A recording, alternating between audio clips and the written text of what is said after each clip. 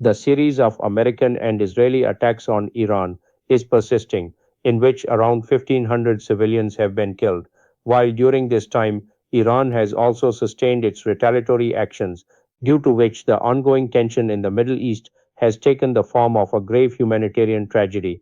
The unfortunate fact is that with every passing day, in addition to the mounting loss of lives on both sides, substantial economic losses are also occurring, which will have far reaching effects. 20 individuals who were cooperating with Israel's covert agents in Iran have been arrested, according to the statement of the prosecutor of Iran's West Azerbaijan province. The arrested individuals are accused of providing Israel with precise details of the locations of Iran's military and security installations. The prosecutor's statement said that several networks working together with the Zionist enemy were targeted, which also included information about military law enforcement and security locations, and the suspects were arrested under a judicial directive. According to a report by Reuters, Israel has started a new phase of attacks on Iran, in which security checkposts are being targeted on the basis of ground intelligence. During this time, swift retaliatory actions from Iran are also continuing, which include missile and drone attacks on the Al Dhafra air base in the United Arab Emirates. Iran's Islamic Revolutionary Guard Corps has claimed that it used 10 missiles and several drones to strike American forces. Iran's Islamic Revolutionary Guard Corps has also announced that it will target Israel's Prime Minister Netanyahu, and if he is alive, he will be relentlessly pursued and killed.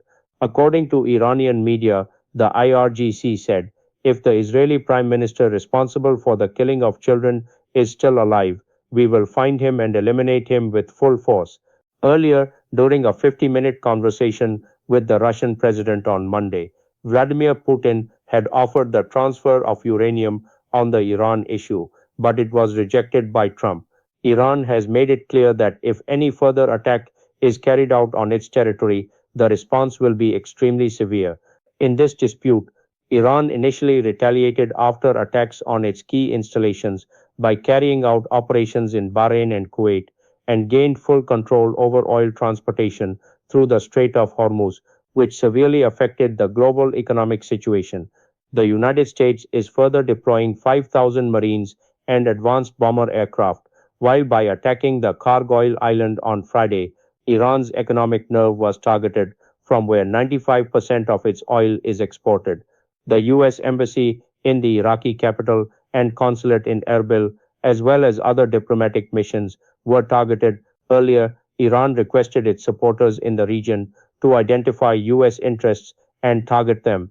As a result, and the damage already caused, the U.S. defense supply lines are being badly affected, and reportedly 17 of its military bases have been damaged. China has provided its satellite system, further strengthening Iran's integrated missile launching capabilities. Iran has demonstrated that its nation is completely united and stable, and even if the leadership is harmed, the system remains intact. The augmentation of U.S. military forces in the region is a major challenge for Iran, but Tehran seems to have envisaged such developments and is well prepared to handle them. Reports indicate that Saudi Arabia, UAE, Kuwait, and Qatar are reviewing their policy of future investments with the US due to the lack of guaranteed security from the United States. Gulf leaders are evaluating financial risk, including reduced energy income, slowing tourism and aviation, and rising defense costs. Measures under consideration include invoking force majeure clauses and reassessing overseas commitments. A prominent Emirati businessman criticized U.S. actions, questioning the Gulf's financial role in Trump's Middle East initiatives, warning that billions meant for stability could instead be fueling a war that endangers the region. Iran's industrial and military centers are continuously facing attacks from Israel and the United States, especially in Isfahan, where several factories and military installations have been struck. Isfahan is among the most densely populated cities of the country, and industrial and military complexes are present there. According to the report, several civilians were killed in Isfahan, and residential areas were partially or completely devastated. Similarly, in Shiraz as well, residential areas have suffered extensive damage as a result of American and Israeli attacks. According to an Iranian news agency, the Zionist American criminal government carried out a terrorist and inhumane attack on a residential and underprivileged area of Shiraz. The report further said that as a result of the attack, residential houses were completely destroyed and citizens suffered heavy financial losses. Shiraz is a city of historic and cultural significance, which also contains the Iram Garden included in the UNESCO list. On the other hand, US President Donald Trump, while talking to the media, said that Iran is prepared for a ceasefire, but he is still not ready for any agreement because the conditions from Iran are not yet reasonably acceptable. Trump said that he is coordinating plans with other countries for the protection of the Strait of Hormuz. President Trump admitted that he cannot say with certainty whether Iran's new supreme leader is alive or dead. The actions by the United States and Israel against Iran have been continuing since last month, in which American and Israeli forces carried out joint strikes and Iran also carried out retaliatory attacks. So far, 13 American personnel have been killed, of which 6 soldiers died in a refueling aircraft accident. Trump said that most of Iran's missile and drone production sites have been destroyed, and within a few days, its military power will be almost entirely dismantled.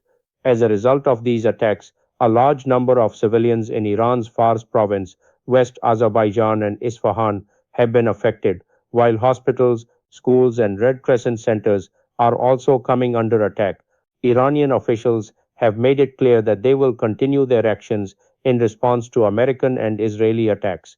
According to analysts, in the current situation, expecting any conciliatory approach from Iran would be futile because the country is perceiving its national security and existence in danger, and this time it wants a permanent resolution rather than a ceasefire. Iran's foreign minister Abbas Araghchi has announced that the war will continue for as long as necessary, which is raising questions over American claims that this war could end soon. The Iran war has further made this harsh reality clearer that in the world perhaps no other creature has inflicted as much harm on members of its own kind as humans are inflicting on other humans. It should be clear that as a result of the American and Israeli attacks and Iran's retaliatory attacks, the greatest suffering is being borne by ordinary civilians who, in large numbers, have been killed, injured, and displaced, whose swift rehabilitation is extremely necessary.